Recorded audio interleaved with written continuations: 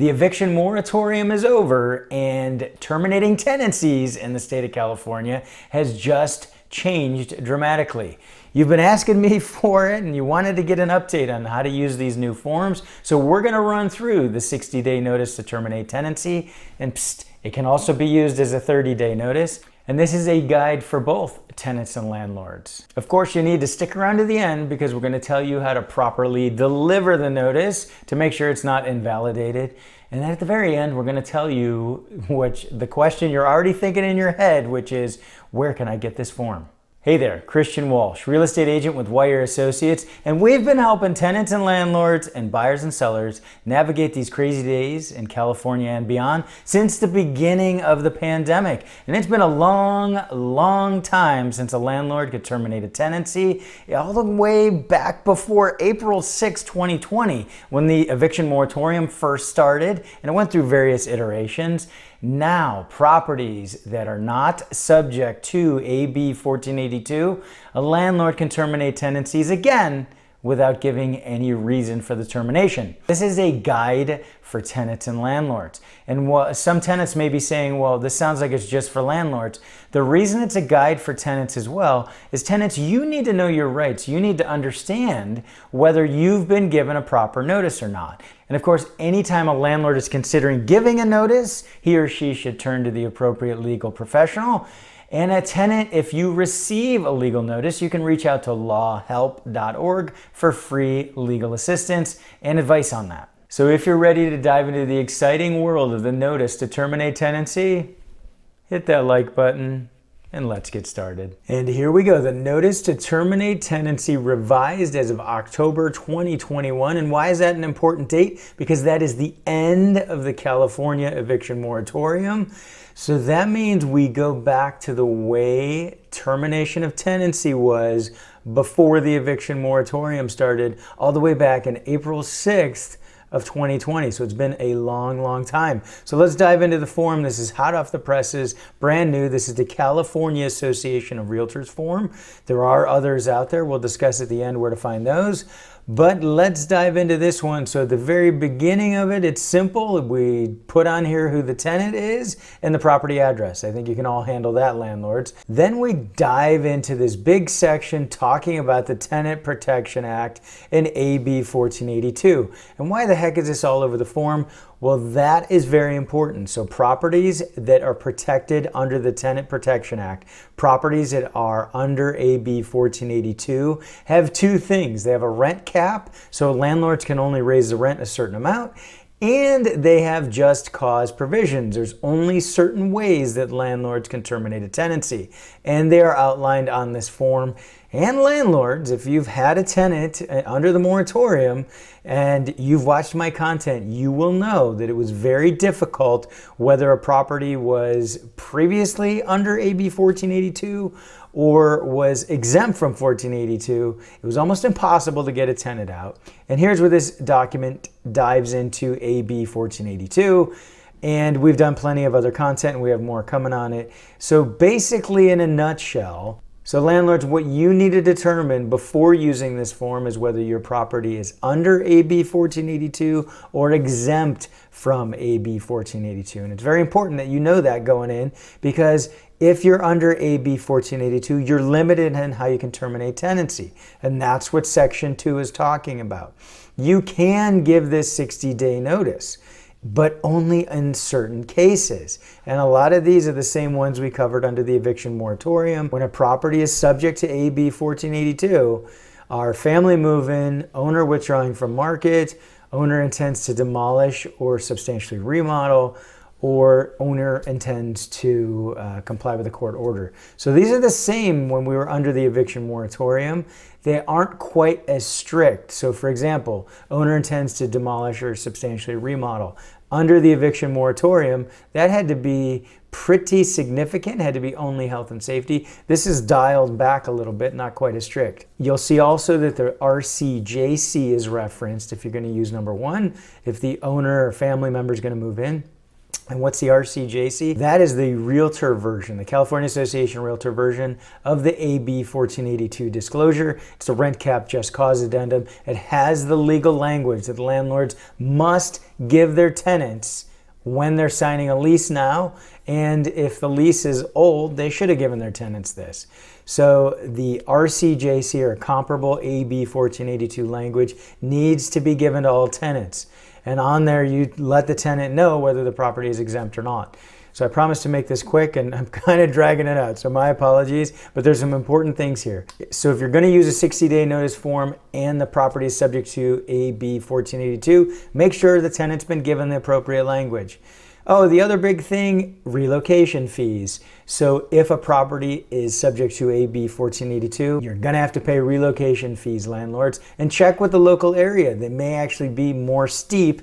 And even if the property isn't subject to AB 1482, check your local area, because there may be requirements for relocation assistance. While I am calling this a 60-day notice form, you can see here it can be used as a 30-day notice form. Just check the appropriate box. If your tenant has been there less than a year, then it's a 30-day notice form. Now that the eviction moratorium is over in California, for properties that are not subject to AB 1482, those properties that are exempt, the landlord can terminate a tenancy with appropriate notice without giving any reason. That is the big change. Running through the properties that are exempt from AB 1482, and we've done other content on this, but the quick shorthand is this would include single-family homes, condos and townhomes in most cases, plus an owner-occupied duplex, so an owner living in one half of the duplex. So those properties are exempt from having to give a reason above. You can see here for properties that are not subject to AB 1482, and the landlord has delivered the appropriate language to let the tenants know that they are exempt. They can terminate with a 60-day notice if the tenant's been there a year or more, 30 days if the tenant's been there less than a year, 90 days if it's a affordable housing that's subject to a voucher, for example, Section 8. So that's all the landlord has to check, and it can actually be done in 30 days even if they've been there longer than a year, but you have to make sure it falls under all these other categories. So long story short, you're probably safest if they've been there for 2 years to just give a 60-day notice. And that's all you have to do is check the box, the appropriate notice amount of time, and no other reason need to be given. And that's a big change now that the eviction moratorium is over. Another big important one on here, and that's number 5, about the state law permits former tenants to reclaim abandoned property. This is state law required language, statutory required language on a notice to terminate tenancy. If these sentences that you see in number 5 are not on a notice to terminate tenancy, that notice is not valid, which means you could go ahead and move to unlawful detainer, get all the way down the road. If the judge notices that's not on there, that notice is invalid and you get to start the whole process over. So while it just looks like another couple of sentences on there, it's absolutely vital that those are on there. And we find that if you just try to Google it up, which is what my son says, if you try to Google up some forms online, even from some of the legal forms that they let you draft them right there, some of them don't have number 5. So you think you're delivering your proper legal notice and you're not. Number 6, local rent control and eviction laws. Of course, you need to understand what your local laws are as far as being able to give notices of termination of tenancy, if there's still an eviction moratorium in place, what laws are that require relocation assistance in your area. You have to know those before you deliver these. Number 7 is funny. What it does is it dives into other forms. I mean, I guess it's not ha-ha funny, but it's kind of funny it's on this form.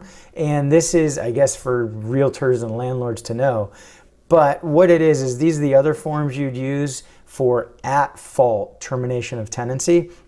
So that's where the tenant does something wrong. For example, doesn't pay rent or turns it into a meth lab or things like that. So these are would be at-fault reasons, and you'd use these notices to terminate. What this form, the notice to terminate tenancy, is a no-fault form.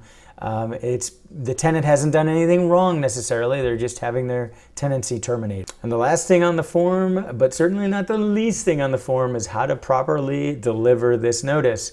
So just like not having the correct statutory language, if you don't properly deliver the notice, you can just run your way down the unlawful detainer pathway and find out that you have to start back over if you don't properly deliver the notice.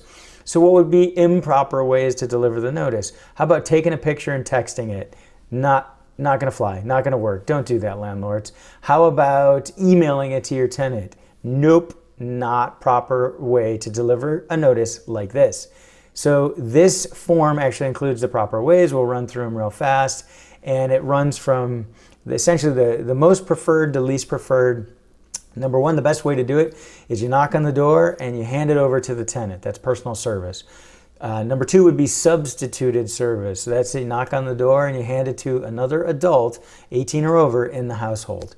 And then C would be posting and mailing. You kind of tack it to the door. Don't use a nail. Don't put a nail in your own door. There's bags you can hang it from the from the doorknob or tape it. And then what I do is I take a picture with my phone to prove that I put it on the door. Then you go home and you will send that via mail. Doesn't have to be certified or priority mail in the case of posting and mailing, but you can. Why not? Why not include that? Send it via priority mail. You'll get a tracking number. You'll know when it's delivered, and they don't have to sign for it because some tenants may not want to sign for something from you, Mr. or Mrs. Landlord. And then the last thing would be to send it via certified mail. And this adds some additional days to the notice. This is the least preferred way to do it. Don't forget you can hire companies to take care of this for you. If you've ever seen in movies where they're chasing somebody down to serve them a notice, that you can hire those companies to do it and they'll give you an affidavit. But you don't have to. You can do this yourself. Just keep careful records. And you can just record it right on here. Keep that picture of it hanging from the door. Keep your receipt that you mailed it. Keep proof that you sent this out. So that is the notice to terminate tenancy for California now that the eviction moratorium has ended in October 2021. One more important point is you need to make sure you double check your local area to see if it may still be under an eviction moratorium or if there's special regulations related to termination of tenancy. For example, special just cause provisions or special relocation assistance that's required. So make sure you reach out to the appropriate legal professional to run that by them. And remember, as we always say, we can't give tax or legal advice, but for the most honest and up-to-date real estate advice, subscribe to this channel.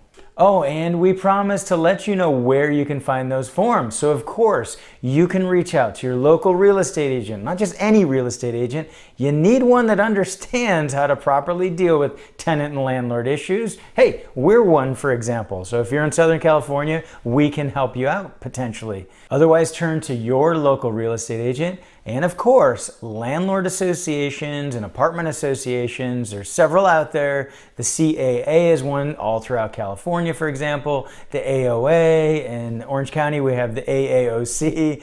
So you can join these associations and they will have their own forms you can use to properly terminate a tenancy. Join over 1,000 others who've subscribed to our free weekly email newsletter where we cover topics like this, plus a whole lot more for tenants and landlords and buyers and sellers, including market updates and legal updates that you'll need to know. So leave your questions below. I want to know your specific scenarios and we'll see if we can help you out or point you in the right direction.